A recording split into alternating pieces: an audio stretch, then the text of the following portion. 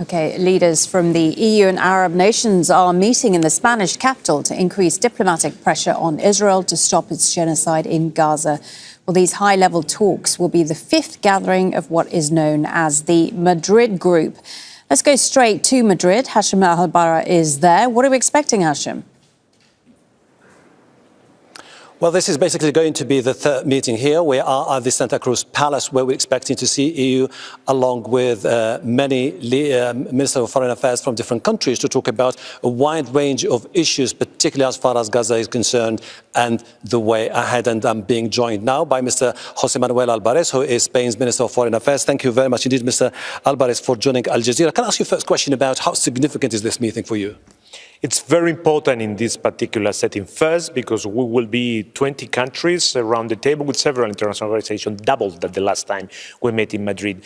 And secondly, because in this terrible moment, in this humanitarian catastrophe in Gaza, we aim at two things. First, to stop this war from Israel in Gaza and to break the blockade of humanitarian assistance that must go in unimpeded. And secondly, because we want to create momentum towards June 17th, that conference in UN, in order for everyone that has still not done it to recognize the state of Palestine. I was in Brussels when the EU Commission decided it was about time to review the Article 2 of the agreement with Israel. But the consensus there is that the EU is not doing what it should to try to press for an immediate end to the blockade and to the war in Gaza. Is this something which is debated within the EU? Is this something which is part of it? Certainly.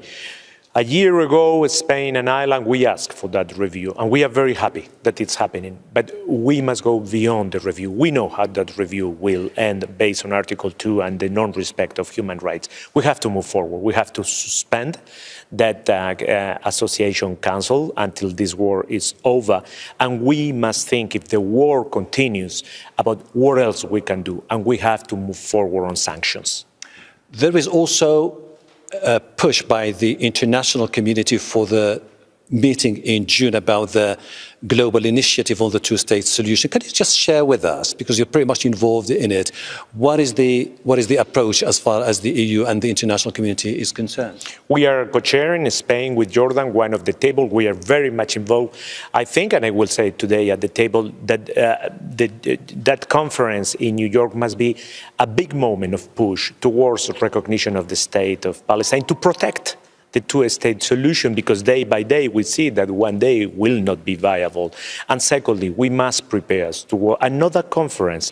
In a year, for instance, we want to give a time frame in which Palestine will sit around the table as a full member of the United Nations. There is a debate about, in the future, if there is no progress in the talks about an end to the war in Gaza, end to the blockade, the EU could be contemplating not only the suspension of the agreement, but also imposing sanctions. Is this too early to call, or do you think that this is something which is now building up within the EU? I think it's fair to open that debate. We have to do it because we don't see any sign of stopping this war, and we cannot just be arm-folded seeing thousands and thousands of innocent Palestinians being killed. We have to do something.